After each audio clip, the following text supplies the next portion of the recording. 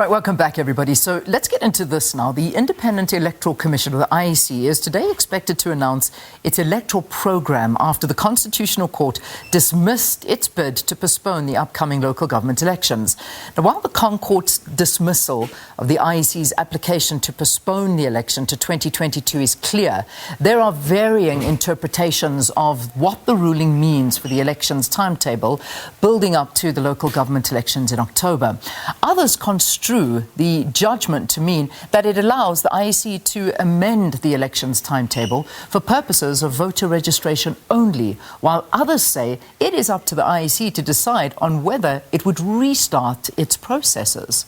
Well, policy analyst and chairperson of the Election Monitoring Network, Nkosikhulule Nyembezi, joins us now to talk about this and give us some perspective. Great to have you. Thanks so much for joining us. Good morning. It's my pleasure. All right, so let's start right off the bat. I mean, Friday's Court decision, what was your sort of reading into it? What was your interpretation of it? It's most welcome, it's precise, and it sticks with the law in terms of the Constitution and the electoral laws. So it is a valid and a sound judgment. Yeah. All right. So if we dig deeper into it now, so obviously this is something besides the report that was recommended that by the Deputy Chief Justice that this may not be a free and fair election due to the circumstances that we find ourselves in with regard to the pandemic. But the Court saying no, they must go ahead. So does this, in terms of the report and the judgment, what difference, in your opinion, does this make? No, it makes no difference. It means life goes on because the freeness and fairness of an election is a result of inputs and dedication that is invested into the process when everybody else who's supposed to be a stakeholder acts according to the law. So we are all supposed to take into account the circumstances and act accordingly. For example, the COVID-19 pandemic requires social distancing, requires precautionary health measures.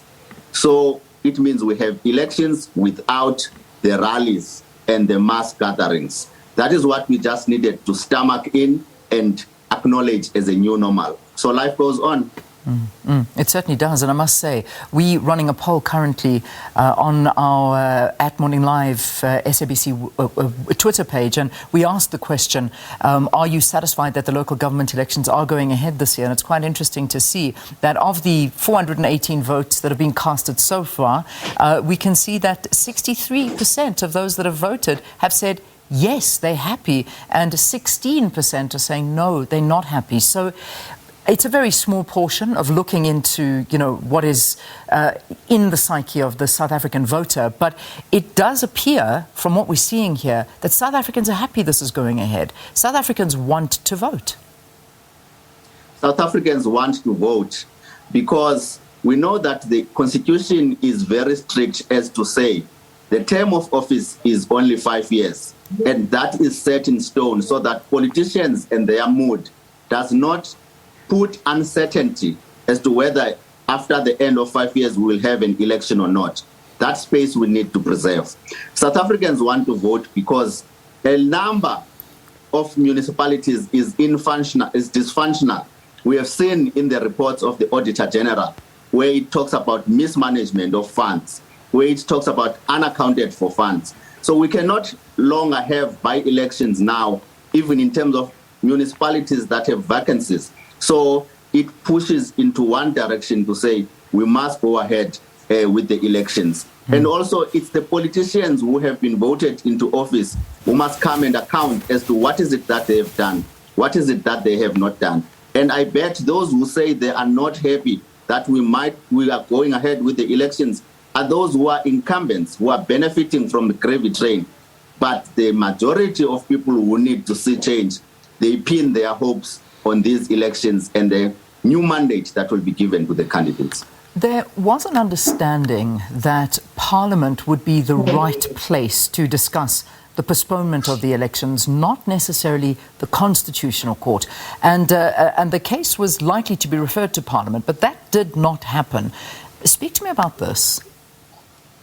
That is correct. When the IEC applied for a postponement, it was opening a way for that, but the implementation of that is dependent on Parliament by amending the legislation.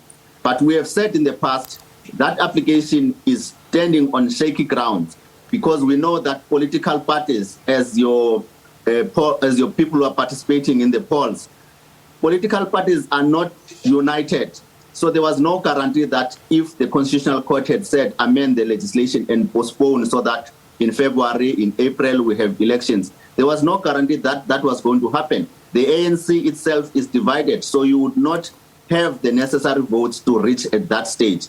So the Constitutional Court ruled correctly in saying we uphold the Constitution, the elections must go ahead.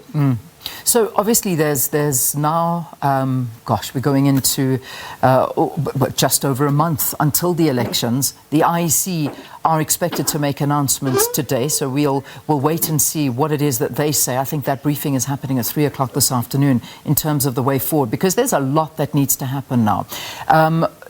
Do you think it will be possible for the IEC to hold these elections? I mean, I've asked them personally on a couple of times, and they say, yes, they are. They're ready. They will go ahead. But in reality, do you think it's possible? Do you think that they're going to be prepared for what's about to happen? Yes, I can say unequivocally they are prepared because they have briefed Parliament on several occasions to say we are prepared. And as members of the civil society, we also have been walking the walk with them. The party liaison committee that involves political parties has been briefed time and again, so they know that the election is coming. We'll remember that we knew way beforehand that the term of office is coming to an end this year, and the date was announced unofficially at the beginning of the year. So now the IEC will just have to amend the election timetable so as to allow new voters to vote, because we know somebody who was 17 years old on the 4th of August could not vote because they were underage. Now that there is an opportunity to register afresh, those people will be eligible to vote.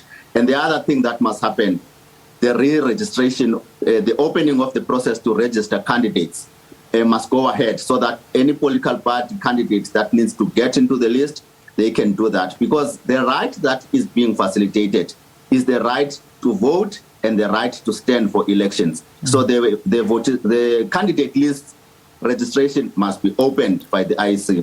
And I think because the IEC, the Constitutional Court has said the current timetable remains valid, all what it means is that we just need to amend. So those people who have been issued with certificates, it goes ahead. Those voters whose details have been verified, it goes ahead. We just need to deal only with amendments. And so that brings to the answer to say, yes, the IEC and the country is prepared. So what the IEC also have to announce today, because it's a big announcement we're expecting from them, is whether or not there is going to be time to have another registration weekend, as you mentioned, and also that they need to reopen the voters' roll. Talk to me about this. I mean, reopening the voters' roll, holding this registration weekend. I mean, this is something I imagine that has to go ahead. Like you say, there are a lot of people that are now eligible to vote that were not eligible to vote in previous elections. So this is a vital aspect to the elections going ahead.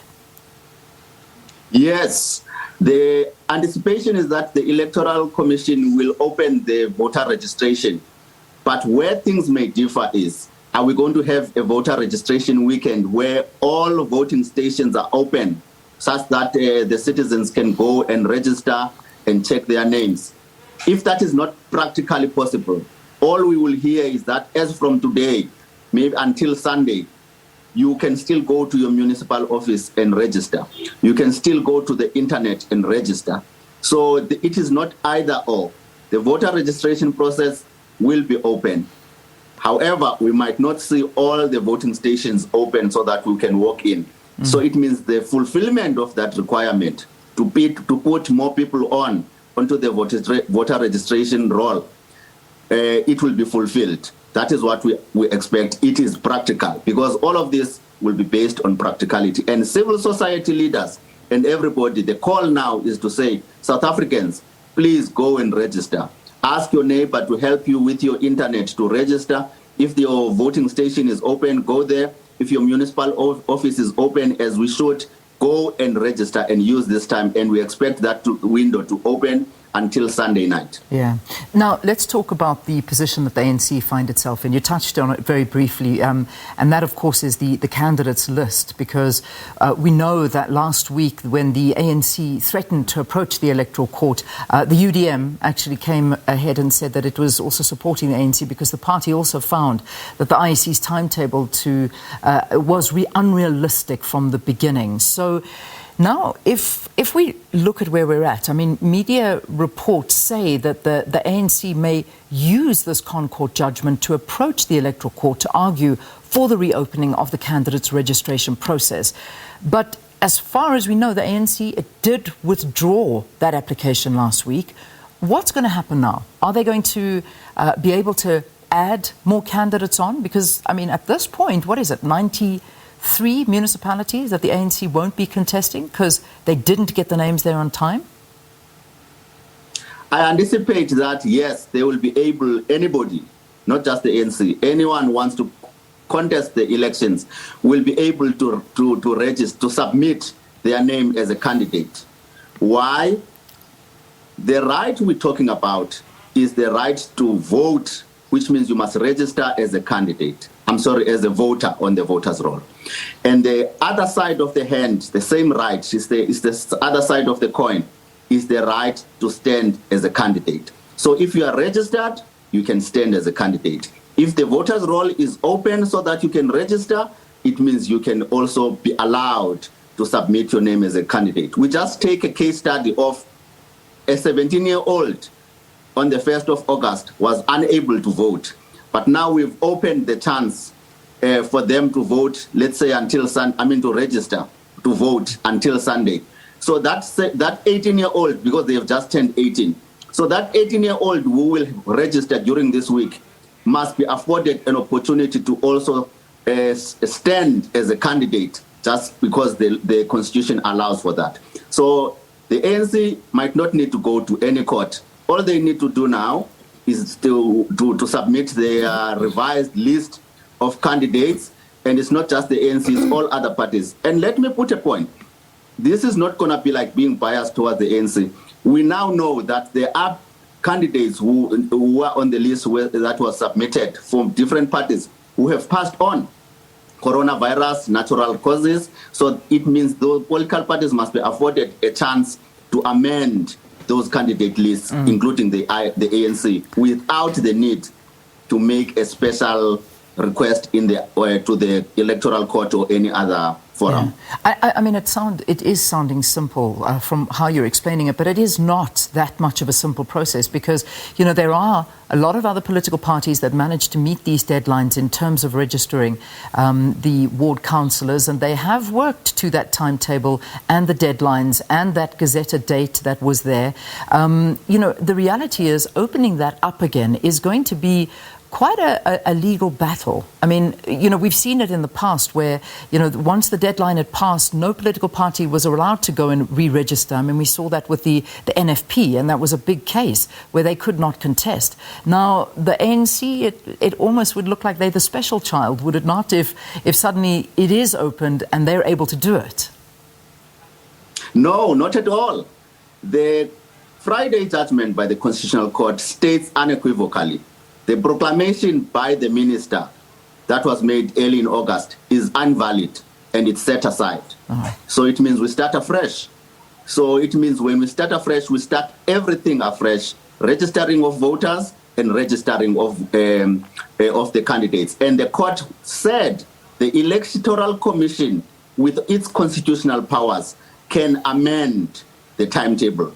And it can amend any part of that timetable, including an amendment that opens up a chance for resubmission of the names. And what is good about this, as if we talk about it as an amendment, it means that if you had 100 candidates submitted and you only want to change 30 or 15 administratively, that is possible because it's only an amendment. So the IEC will not be overwhelmed by a resubmission of names by political parties, including the ANC, which makes this process fair and practical to include everyone.